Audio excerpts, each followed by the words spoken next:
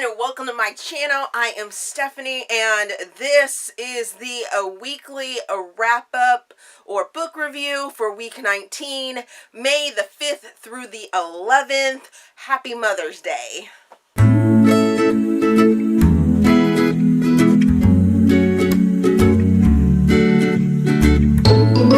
So it is Mother's Day, and I'm just going to get right into it. I got 9 books to talk about.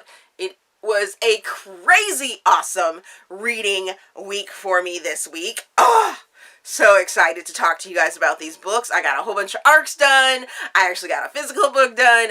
I am just so excited to talk about these books. So let's just get right into what I read last week. The first book that I read last week was Her Perfect by Stephie Walls. As you can see, this is a physical copy and an arc. This book recently came out, and oh my goodness, it was amazing. It is YA.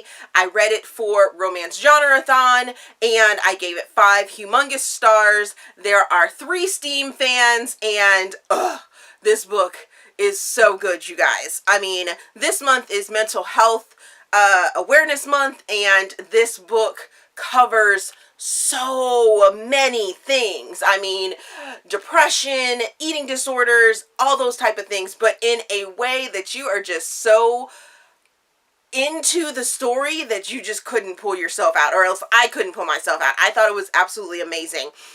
In this story, you have Colby, who is a high school senior who is part of a big family that she does not feel like she is noticed. Well, she isn't noticed. You will find out through this story. She really is not noticed. She's the only girl of a whole bunch of boys, and it is all about football. Who cares about what she thinks or what she does? And she has a teacher that is also a family friend, who is a family, like, not just a family friend, but one of her brother's friends, and he has her in class and notices these things that are going on. So there is a small smidgen of a sort of taboo subject of that whole teacher-student aspect to it, but the way that Stephie Walls handles it, I think it is relevant in the storytelling, as well as not necessarily a toxic sort of situation. We all know that, you know, students and teachers shouldn't get together, but in this book, you sort of feel like they should be together regardless. It doesn't matter that there is that power dynamic whatsoever, because the way that it's laid out. So just go into this book. If you can go into it blindly any more than what I just told you about it, I say do it. If you just watched this review, sorry, there aren't any spoilers in it, so, you know, be surprised and be emotionally moved by, you know, the topics and everything else that goes on in this book, because it is very in-depth and heartfelt and just beautiful, so go check that out. Oh, and Eli is the teacher's name, or the male character's name. Set in small town Georgia, so that gives you a little bit more as well. The next book that I finished was Promise You by Fabiola Francisco. I place this in contemporary. I give it 5 stars. I give it 3 Steam fans, and I read this as an arc. This book is a spin-off of the Rebel Desire band, country band's books, and in it, you see a whole bunch of the other characters from that series. You don't need to read those other books to understand, feel, and be involved in this story. This story is a second chance, sort of friends to lovers story, because they are friends before anything ever happens. So Dax is a country star, or country up-and-coming star. He wants to break into the business. He's been playing all these little sort of bars and everything like that, trying to get his big break. And Reese is the sister of one of the Rebel Desire band members, and she knows the music business already, so that's why she has put Dax in the friend zone. And the two of them, they have an attraction, but at the same time, they're like, I don't want to cross that line because I know that things can go bad. And you get to see how they sort of work together and come to the point where they can be lovers. And it's beautiful, it's sweet. I will say that there is this laugh out loud moment right in the beginning of the book that you can just know that these two are like really true friends, and putting friends that you don't already have a connection with, or just, you know, finding out that they're friends and then switching them to lovers is a very hard thing to do without making it completely cheesy and over the top. And Fabiola did a fantastic job at making Dax and Reese from friends to lovers, and I loved it. The next book that I finished was That Second Chance, which is Getting Lucky #1 by Meghan Quinn. I place this in contemporary. I give this book 5 stars and 3 Steam fans. I read this one as an ARC as well. This is also a spin-off of some of the other books that Meghan has written. We're back in Port Snow, Maine, where it's a small town and it is a very family run town, sort of like The Proposal, where you have this guy that Griffin is the oldest brother, and they run a fudge shop and everything like that. So in this story, Griffin and his brothers go down to New Orleans and have a bit of a run-in with a psychic, and things just don't seem right after they have this run-in with the psychic. And then we are fast-forwarded 2 years, I believe it is, when Griffin and Wren meet. Wren is a new implant into the Port Snow community. She is the new teacher of the area, and they have this attraction. However, Griffin has very, let's just say the town has some rumors that are going on with these brothers, and Griffin he wants to not buy into the rumors, but at the same time, he sort of lives his life as if these rumors were real. And you get to see how both of them sort of combat with their commitment issues and with their internal sort of fights that are going on. It's very swoon-worthy. I can't wait to get to the rest of the brothers' books, and it's just going to be a great series. I think this is a great introduction to it without losing anything from this main couple. The next book that I read was The Bride Test by Helen Hoang. I place this in New Adult. This book, loved it. Gave it 5 stars. Gave it 2 Steam fans. And I read this one as an ARC as well. And this book also falls into my romance genre-thon because it's a New Adult book. This book follows Esme, whose real name or Vietnamese name is May, I believe. I think I'm pronouncing that correctly. But May is a house cleaner, and she was in the bathroom, cleaning the bathroom, when a slew of young ladies kind of come in, and they're crying and everything like that. Well, an older Vietnamese woman comes in and is like, hey, May, I like that you're no nonsense, and I want to bring you to the United States to meet my son. In we bring Kai, and May ends up changing her name to Esme, and I loved this story. So much of it is told as if they were speaking Vietnamese most of the time, but it's translated to English so that we know exactly what they're saying. And Kai has some issues, and he is on the spectrum, where you know that he's on the spectrum, but it doesn't overwhelm the story that he is on the spectrum. He has some other things that are going on in his life that make him believe that he can't love anyone. And Esme is just trying to take care of her daughter, who is a secret, by the way. The grandmother or the mother doesn't know that she has a daughter, neither does Kai, and they end up living together, and they sort of work themselves around each other, and it's all about finding that perfect bride or perfect situation in which you can thrive. It's about just being yourself, finding yourself, and accepting the things from past and knowing that you can move on.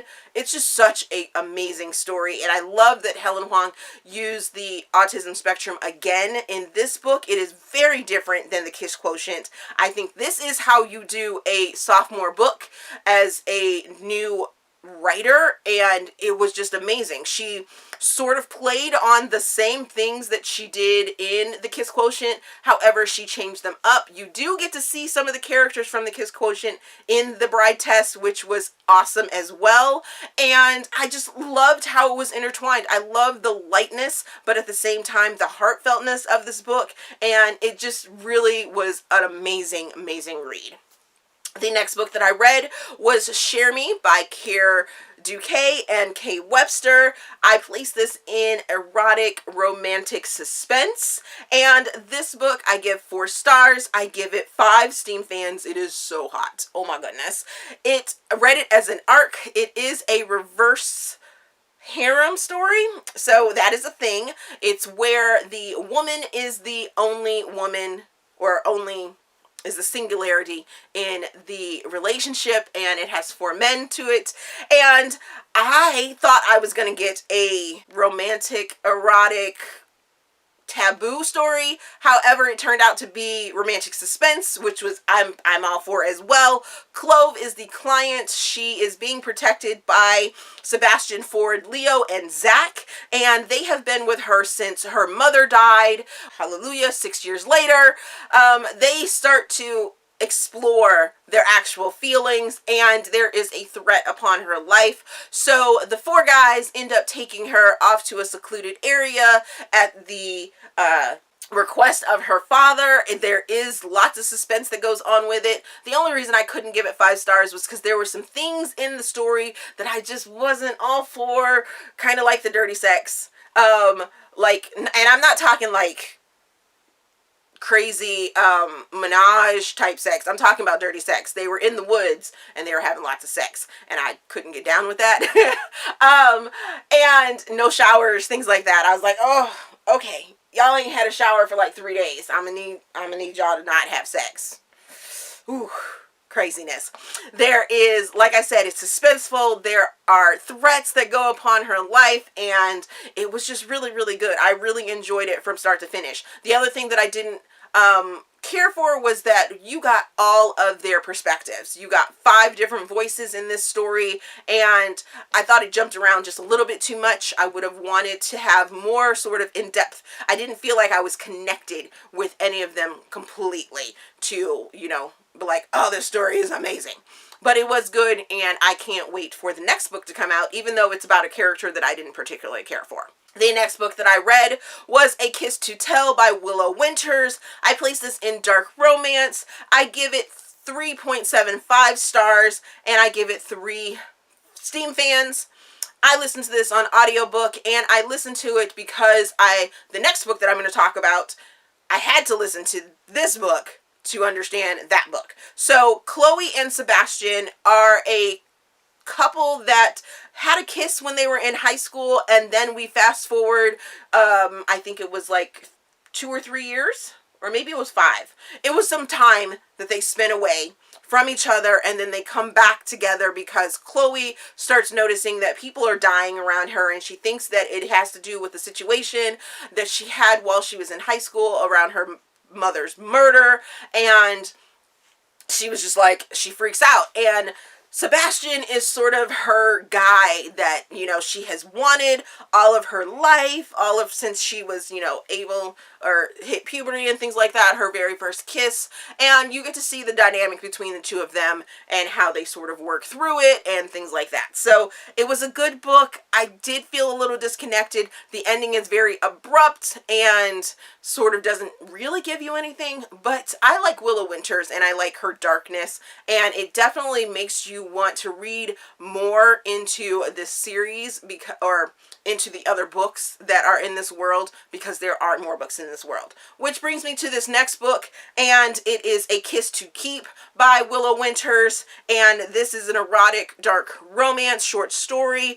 I give it 4 stars. I give it 4 Steam fans, and I listen to it on the podcast of Read Me Romance. Read Me Romance.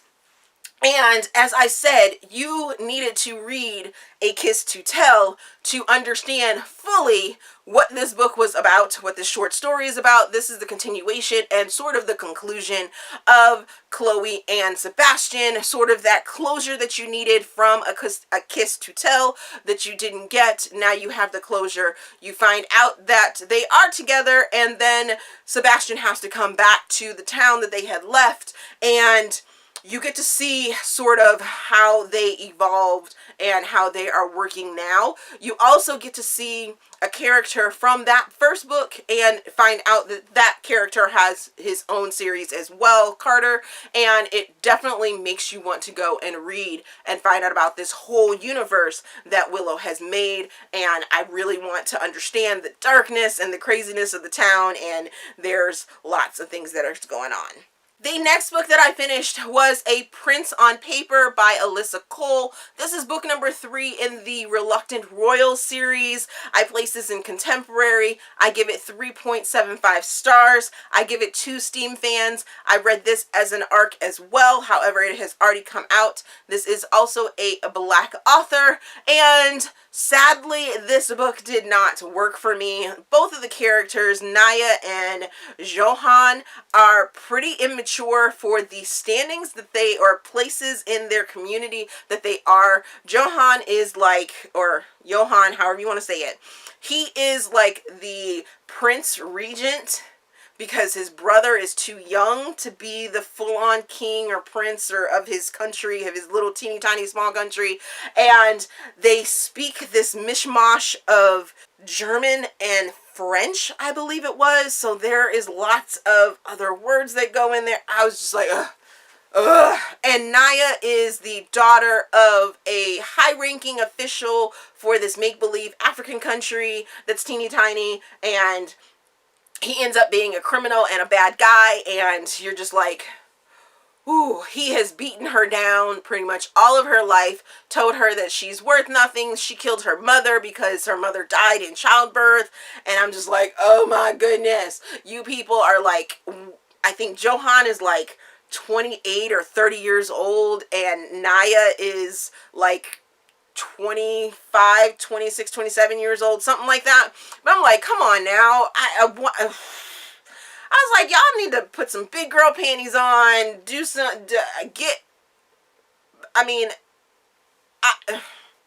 I just couldn't. Then there was this aspect of a virtual reality dating royalty game that kept being played, and that was never really,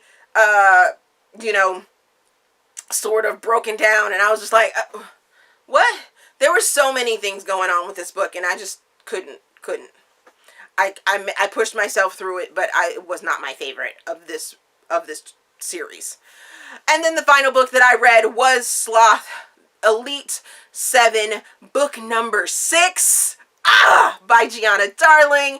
This is a dark romance. It is, like I said, book 6 in the Elite 7 series that I have been talking about, which I'm going to do an entire video about because this series is bonkers. I give this book 4 stars. I give it 4 Steam fans. I read it as an ARC. It releases on Monday, tomorrow, as a matter of fact. And this is Rush's story, and you would think Sloth, he's slow, he's like laid back. Through all the other books, you just see him sort of just creeping in the darkness, and he is so laid back and just like, oh yeah. And then my favorite line out of this entire book was, I am a lion dressed as a lamb. Oh, that line right there, I was like, yes, yes, yes, yes. And the character that ends up saying that turns out to be amazing. Now, I couldn't give it 5 stars because there were some things that I was like, I'm not feeling, you know, the where it connects and things like that. Actually, I could probably give it 4.5 stars, because I did love it. It does feel like everything was tied up and finished, because this technically was supposed to be the last book. So I felt that, and that's probably why I only gave it 4 stars. Because it did feel really, really, really tied up. I'm not exactly sure how Kay and Webster and Kerr are going to, you know, make Greed's story like interwoven, but I have a feeling. I have a feeling about that one, and I can't wait to get to it. But yes, this was an amazing book. This series is awesome. If you have not read it, get to it, because it's almost done, and you guys will get the final book in, I want to say, 2 to 3 weeks. So get on getting those other books, and yes, so many yeses. Oh my goodness. Oh, so good. Okay, so on to what I am currently reading. I am currently reading a physical copy of Twisted by Aleatha Roman, and it is an arc. This book comes out May the 21st. I, as you can see, have not really delved into it, but I am going to do a video on this. Not necessarily this book, but the fact of physical books. So, yes. Physically reading this one. I am also listening to The Darkest Mind by Alexandra Bracken, and I am enjoying the story. I have a feeling that I'm going to enjoy the movie, or I enjoyed the movie more, because let me tell you guys, they really did pull out all of the important parts of the story and throw it onto the screen so far.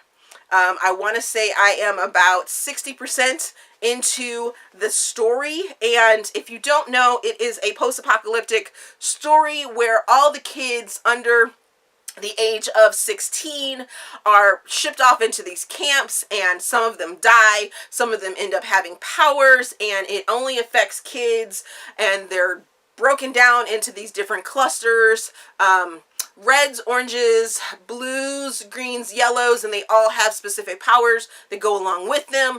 And Ruby is our main character, and she ends up getting broken out of the camp that she was in to sort of explore the United States that is in a shambles right now. So yeah, I'm finding it interesting, and I kind of like the way that they reinterpreted and made the movie. That's all I'm gonna say about that right now. Then the other book that I am reading is The Unhoneymooners by Christina Lauren. This book, I believe, either comes out this week or next week, and hopefully I have a review for you guys. I am reading it as an arc, and I haven't really delved into it. All I know is the hubbub that I have heard from it, from other reviewers, that it is a sort of enemies to lovers story, that a sister ends up going on her sister's honeymoon, and her arch enemy ends up going on the honeymoon as well. They're not married, but they have to pretend that they are married for this honeymoon purposes. So I'm hoping that it's, you know, on par for a good enemies to lovers story. I do enjoy some of Christina Lauren's books, so I'm really, really looking forward to it. Well, I'm going to wrap this up. I did get pretty much the most awesome little mug right here for Mother's Day. Yay to my boys.